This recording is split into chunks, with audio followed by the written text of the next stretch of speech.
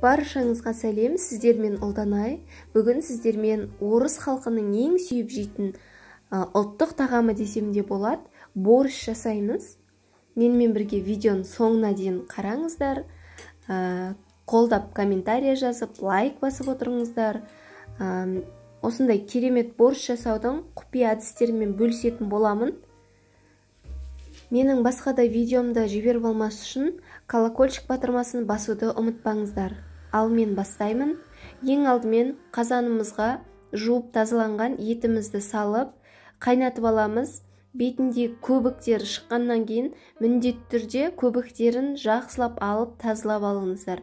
Міне көрдіңіздер ғой, мөп-мөлдір әдемі бізде осындай сорпа дайын болды.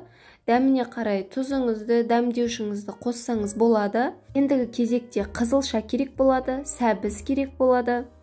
Одан кейін бізде картошка керек болады, пияз және капуста керек болады. Енді осы қайнап тұрған қазанымызға бір штук пиязымызды жақсылап осылай майдалап, жіңішке етіп турап, осылай салатын боламыз. Және де қазанымызды қайнатамыз. Міндетті түрде қайнатып алыңыздар, себебі пияздың дәмі керемет болып шығуы керек.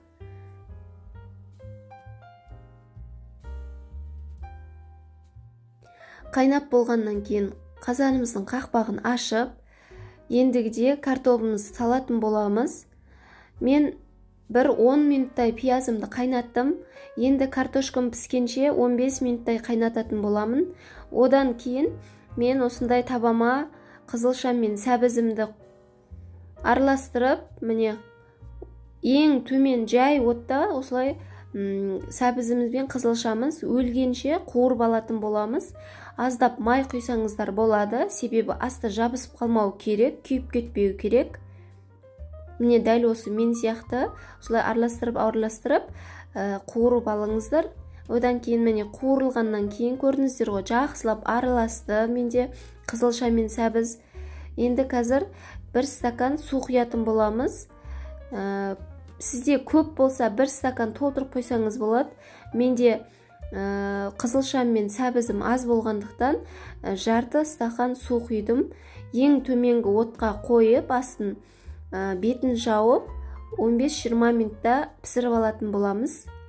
Енді біздің картошкамыз дайын, әдемі болып пісті, жұмсақ болып.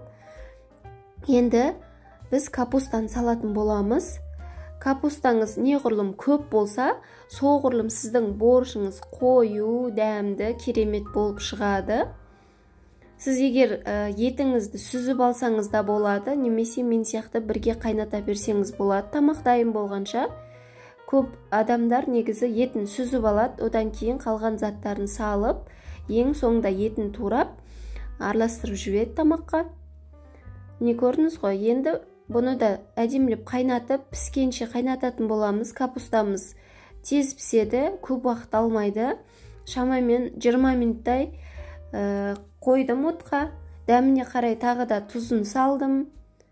Қараңыздаршы, қазір түрі мүлдем басқаша тамақтың.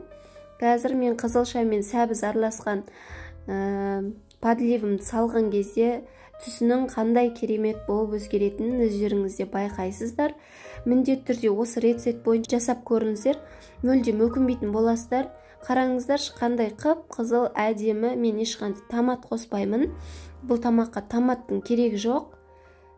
Міне ас болсын, мен тамағым дайын болды.